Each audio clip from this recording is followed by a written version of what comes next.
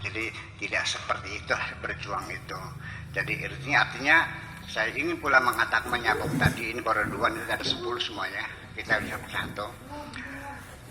Bahwa begini, memang kita lupa mereformasi pandangan kita terhadap Tuhan. Sebetulnya kita bicara dalam sholat sendiri. Sholat itu bisa dilihat atau tidak. Saya ingin mengatakan sholat tidak bisa dilihat, tidak bisa didengar, tidak bisa dipegang. Yang bisa kita lihat adalah orang yang sedang melakukan sholat. Demikian pula dengan Pancasila, dengan ketuhanan yang Maha Esa. Tidak bisa dilihat Pancasila, itu gambarnya, itu bunyinya, itu tulisannya. Bisanya dilihat karena diaplikasikan oleh manusia-manusianya. Jadi ada dan tidak adanya, itu satu konsep, satu ideologi.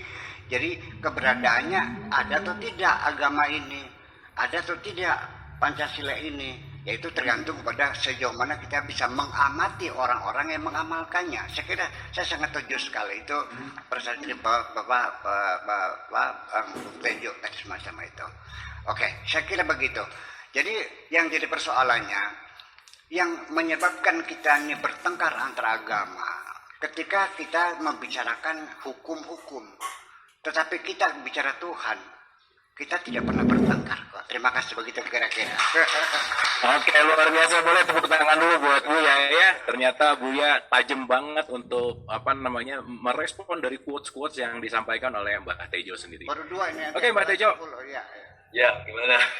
Oke, Mbak Tejo, aku akan ke next gitu ya. Ini aku lagi baca Tuhan Maha Asyik 2 gitu. Ada kalimat-kalimat yang aku pengen tanya langsung ke penulisnya gitu. Ada kalimat begini. Ini menarik banget kalimatnya. Meski terbukti tidak efektif dalam menerapkan nilai-nilai universal kemanusiaan, agama-agama tetap melestarikan otoritasnya. Gitu ya. Beragama tidak serta-merta sama dengan bertuhan. Pertanyaannya adalah, menurut Mbah Tejo nih, untuk kaum milenial aja ya, sifat atau kesadaran keberagamaan masyarakat milenial kita gimana sih, Mbah Tejo?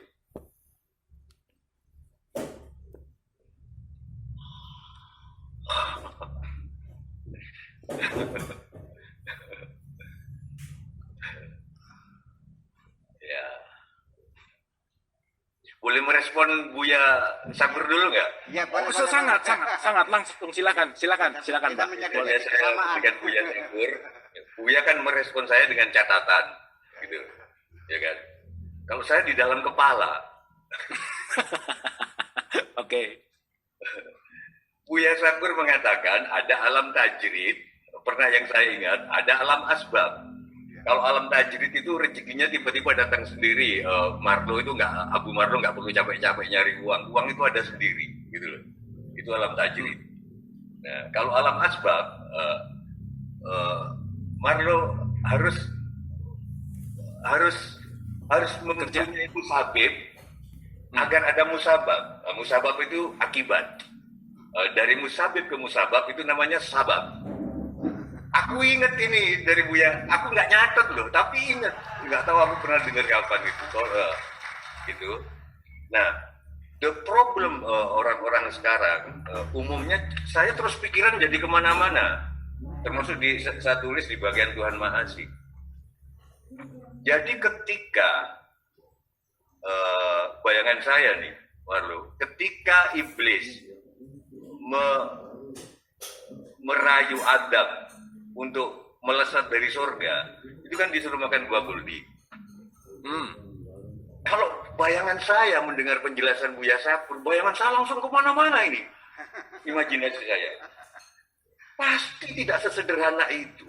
Masa sih cuman suruh makan buah kuldi? Itu kan pasti cuman gambaran analogi, tapi orang-orang terjebak ke fisiknya, ke buah kuldinya. Kalau bayangan saya, di surga itu kan nggak ada asbab.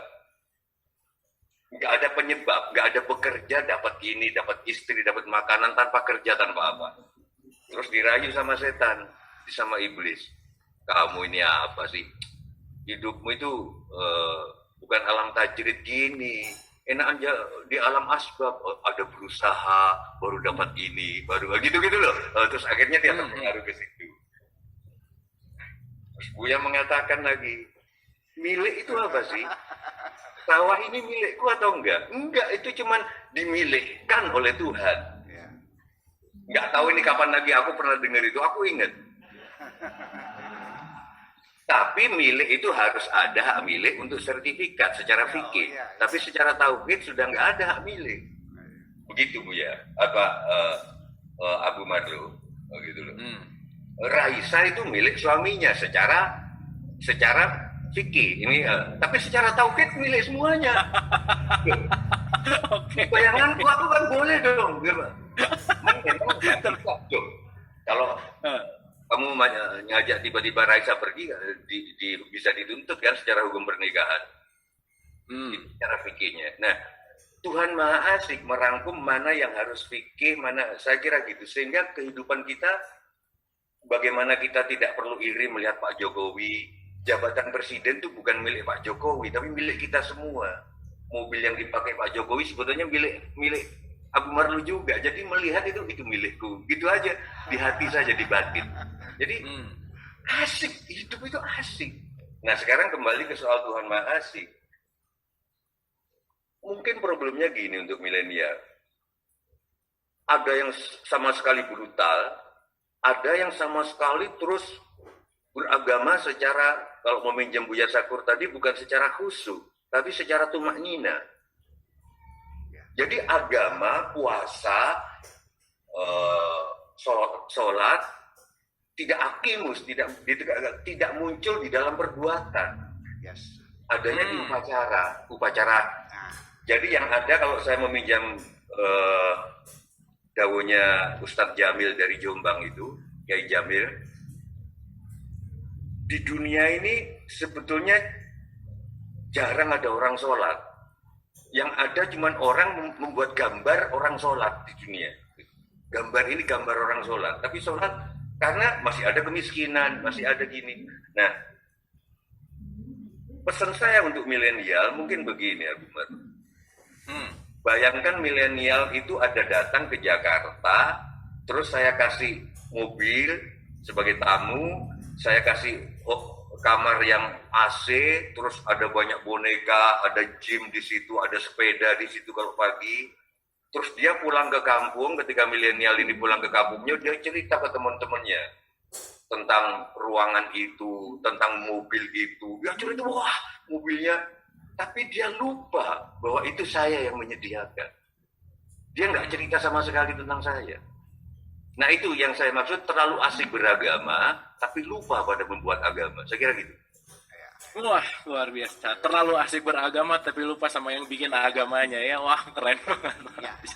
Mantap. Oke, Buya Syakur boleh direspon nggak tadi Mbak Tejo bilang bahwa Raisa itu secara tadi secara fikihnya tuh dimiliki gitu ya. Di situ ada kata-kata fikih gitu lah kira-kira. Nah, menurut Buya Syakur di dalam kesadaran keberagamaan kita nih, terutama buat milenial, di mana sih peran fikih sebetulnya? Silakan Buya Syakur. Jadi artinya bahwa mungkin saya dengan bahasa yang berbeda, tapi intinya sama, bahwa umat Islam ini sebetulnya dalam beragama itu terjebak pada agama ritual, bukan agama spiritual.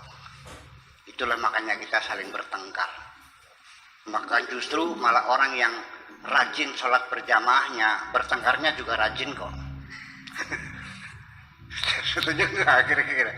Yang semakin rajin berjamaahnya, semakin rajin juga bertengkarnya. Karena hampir semua orang-orang di sekitar kita terjebak pada agama ritual, bukan agama spiritual. Itu sebabnya. Jadi berebut kulit tapi kacangnya nggak pernah diperebutkan semacam itu. Kira-kira sama seperti itu.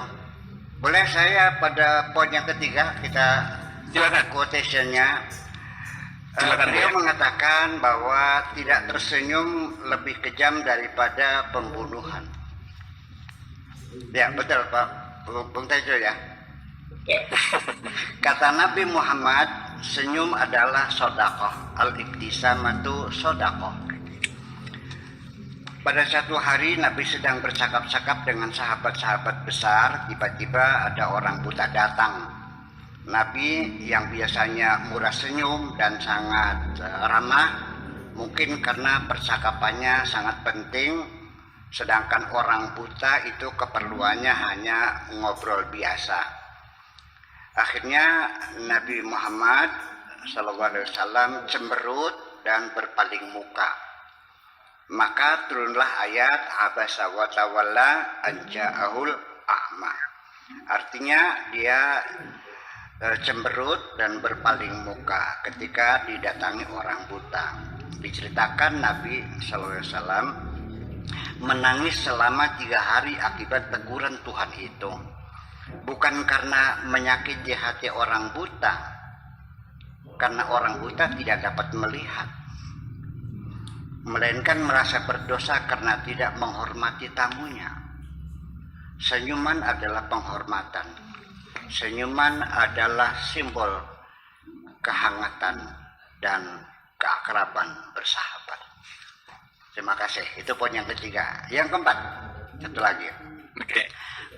Kata Bang Tejo, banyak orang pontang-panting nyari duit.